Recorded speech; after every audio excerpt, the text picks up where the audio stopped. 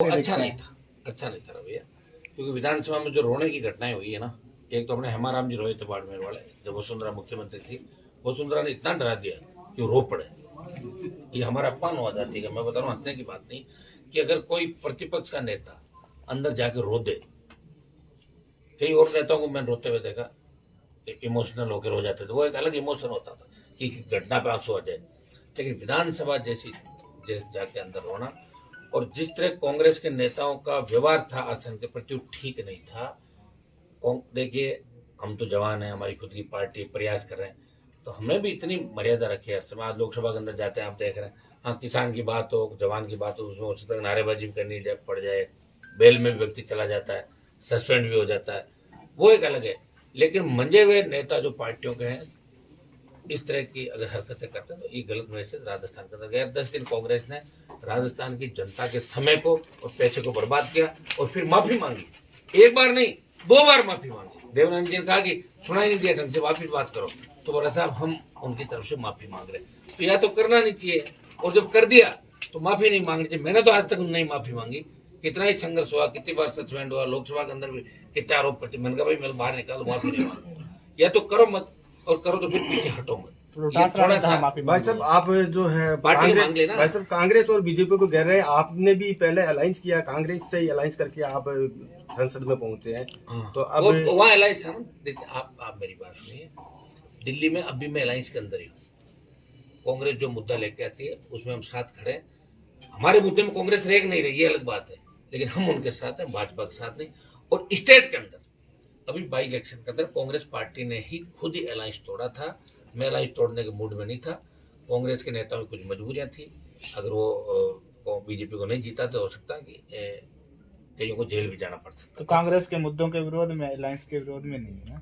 कांग्रेस के जो मुद्दे हैं दिल्ली के अंदर मैं इंडिया अलायंस के अंदर हूँ, तो कोई कांग्रेस की वजह से मैं नहीं। सुनो मेरी बात, मेरे को अगर कांग्रेस पार्टी ने वोट दिए तो कांग्रेस का भी 0 से 11 पे आंकड़ा आ गया। आप सीकर में भी लाख वोट कम से कम आरएलपी पार्टी के नौजवानों डाले होंगे, अमराराम जी को आरएलपी 1 लाख वोट वैसे ही मिले होंगे, बिना मेरा आए सोशल मीडिया के माध्यम से। सर आगे अगर मुझे नागौर में वोट दिए हैं तो 25 सीटों पे आरएलपी के जवान किसान ने कांग्रेस पार्टी के समर्थन में वोट दिया, तब जाके कांग्रेस का, मरी हुई कांग्रेस का खाता राजस्थान में खुला आरएलपी की वजह से।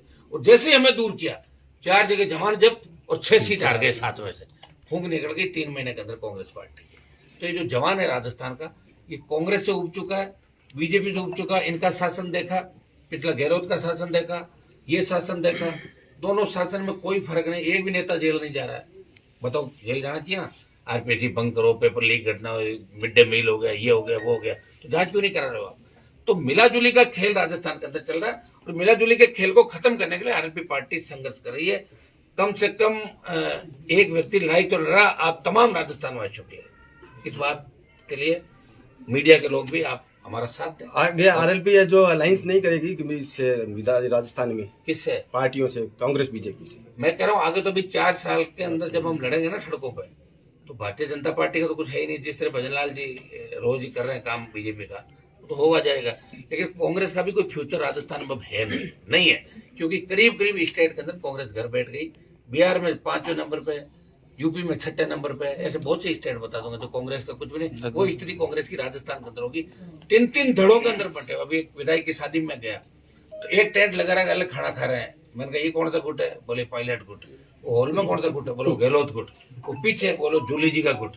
1 गुट और 4 गुटों में कांग्रेस पार्टी बटी हुई है। तो 4 गुट जिसके होंगे, आप सत्ता का छोड़ दो, एक चेहरा ही नहीं इनके पास। किसके चेहरे पे चुनाव लड़ेंगे बताओ? चलो कौन चेहरा? जब बीजेपी का मोदी का चेहरा था, भजनलाल से वोट दे, मेरा मोदी का चेहरा था, कांग्रेस की नाराजगियां थी, हम सब लड़ रहे थे, बीजेपी सत्ता के अंदर आ गई।